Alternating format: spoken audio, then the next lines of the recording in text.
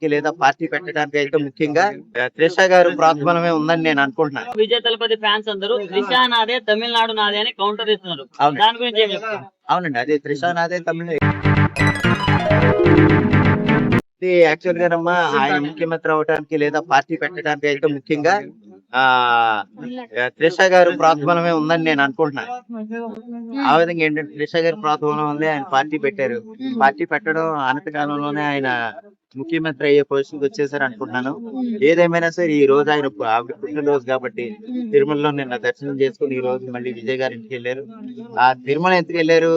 Elections results వస్తున్నాయి కాబట్టి మంచి రిజల్ట్స్ రావాలన్న ఉద్దేశంతో విజయ్ గారి కోసమే తిరుమల వెళ్ళారు అన్న సంగతి మనందరికీ తెలుసు. ఆ విధంగానే ఆవిడ చిన్నగా మళ్ళీ వాళ్ళ విజయ్ గారి ఇంటికి వెళ్ళారు.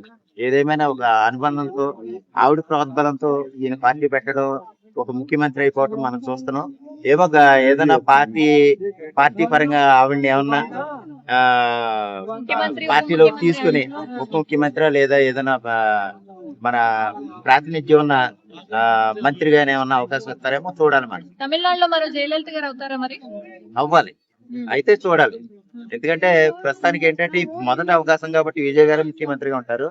ఆవిడ మంచి శాఖ ఇస్తే గనక ఆ మంత్రిత్వ శాఖలో ఒక మన జయలలిత గారిని తలపించే విధంగా ఆ మంత్రి శాఖలోనే ఆవిడ ముందుకెళ్తారని నేను అనుకుంటున్నాను.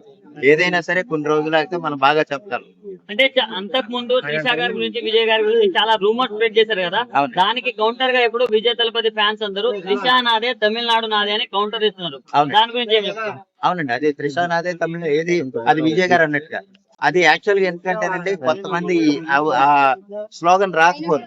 ఇది ఎలా వచ్చిందంటే ఆ విజయ్ గారు పార్టీ పెట్టినప్పుడు కూడా కొన్ని రకాలుగా ఇబ్బందులు గురి చేయాలని చూసే.